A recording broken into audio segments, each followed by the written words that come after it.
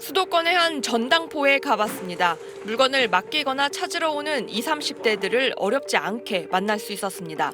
젊은 세대 분들이 많이 맡기는 제품들이고요. 소형 IT 제품 종류라고 보시면 돼요. 네. 태블릿 PC를 담보로 40만 원 대출, 노트북을 담보로 80만 원 대출을 받아간 20, 30대들도 있었습니다. 금요일 날 맡겼다가 월요일 오전에 찾아간다던가 카드 납부할 돈이 없어서 잠깐 이용하는 경우들이 또 많이 있는 것 같아요. 20대 후반의 한 남성은 골프채와 가방을 맡겼다가 찾아가는 길입니다. 얼마를 빌려주셨어요? 200만 원 정도. 네, 겨울이라 어차피 안 쓰니까 이제 골프 치러 가야 돼서 은행은 뭐 이제 신용 기록이 남으니까 기록도 안 남고 그냥 깔끔해서. 또 다른 전당포, 간판은 금 거래소지만 SNS 등에서 IT 전당포로 알려진 곳입니다. 젊은 고객들이 가장 많이 놓고 가는 담보물은 휴대폰입니다. 신형 휴대폰 여러 대를 포장 박스채 가져오기도 합니다. 목돈이 없어도 약정을 걸어두고 구매하면 쉽게 소유할 수 있는 점을 이용해 돈을 빌리는 데 쓰는 겁니다. 생활고에 시달리다 전당포를 찾기도 합니다. 대학생분들이 10대가 없어가지고 휴대폰을 와서 담보로 대출해 가시고 이러는 경우들도 있었어요. 아무리 뭐 카드론이 이자가 세다고 한들 저희처럼 법정 최고 이율을 다루는 전당포 이율보다는 당연히 저렴할 텐데도 불구하고 이용해 주신다는 이유는 그냥 벼랑 끝에 몰리신 분들이 오시는 건 맞는 것 같아요. 금융당국은 전당포를 이용할 땐 정식으로 등록된 곳인지 확인해야 하고 법정 최고 이자율인 연 20%를 넘게 요구하면 이용하지 말아야 한다고 조언했습니다. 저신용, 저소득층의 최후의 보루인 전당포. 어떤 이유로든 20, 30대의 전당포 이용이 늘었다는 건 이들의 심각한 경제적 상황을 보여주는 지표일 겁니다. SBS 김혜민입니다. 지난해 말 기준으로 국내 은행에서 대출받은 사람은 1,490만 명, 국민 10명 중 3명꼴입니다. 대출 잔액은 902조 2천억 원에 이릅니다. 코로나 사태가 터지기 전인 2019년 말과 비교해 대출받은 사람이 17.3%, 대출 잔액은 17.7% 각각 늘었습니다. 그런데 대출 잔액 증가세가 유독 더 높은 연령층이 있습니다. 바로 20, 30대 청년층인데 은행권과 비은행권 대출 잔액이 514조 5천억 원으로 2019년 말과 비교해 27.4%나 늘었습니다. 다른 나이대와 비교해도 증가세가 눈에 띕니다. 청년층의 대출 이유는 전월세 보증금 같이 주거 관련이 85%를 차지했습니다. 20, 30대 청년층의 경우에는 새롭게 가구를 만들고 독립을 하면서 주거 서비스를 필요로 하는데 주택 보유 비율 자체는 굉장히 낮습니다. 코로나19 시기에 전세 가격이 빠르게 상승을 했고 그로 인해서 전세자금 대출이 빠르게 증가를 했습니다. 1인당 평균 대출액이 가장 많이 늘어난 나이대도 20, 30대 청년층이었습니다. 지난 3년 사이 1인당 대출 잔액 증가율은 18.4%로 40대 10.4%와 50대 3.5%, 60대 2.1%에 비해 확연히 높습니다. 높은 금리와 물가 속에서 경제적 기반이 약한 청년층을 중심으로 신용 위험이 커질 수 있다는 우려가 나오는 이유입니다. 실제로 최근 중장년층과 비교해 청년층의 은행 연체율이 가파르게 증가하고 있는 만큼 기존 대출을 장기 분할 상환으로 전환할 수 있도록 하는 등 당국의 정책적 노력이 필요해 보입니다. SBS 조규호입니다.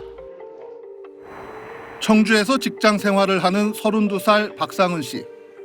8년째 병상에 계시는 부모님을 돌보느라 대학 졸업 때까지 진 빚이 3천만 원이 넘습니다.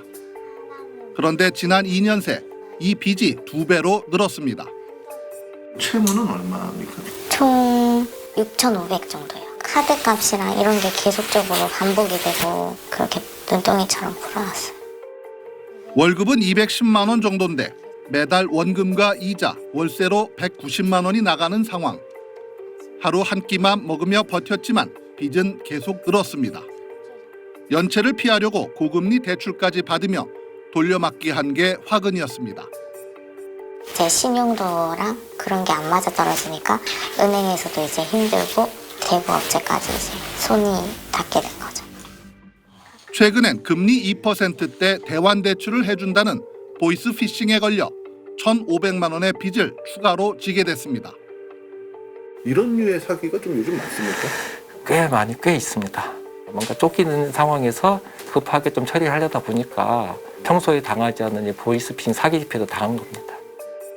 광주에 사는 28살 한동준 씨. 대학 졸업 때까지 중증 장애를 가진 아버지를 돌보며 집안 생계를 도왔습니다. 단기 알바를 진짜 많이 했어요. 호송 경호 알바도 가보고 공사장 단기 알바도 가보고 식당 단기 알바도 가보고. 학자금 대출과 생활비 대출로 졸업 때까지 진 빚이 1,000만 원. 입사했지만 1년 만에 구조조정 당하면서 빚은 계속 늘어났습니다. 그걸 이제 제때 못 갚기 시작한 거죠. 이 카드 2개 돌려막기를 했어요. 이제 돌려막기가 안 되니까 카드 2개가 터져버린 거죠.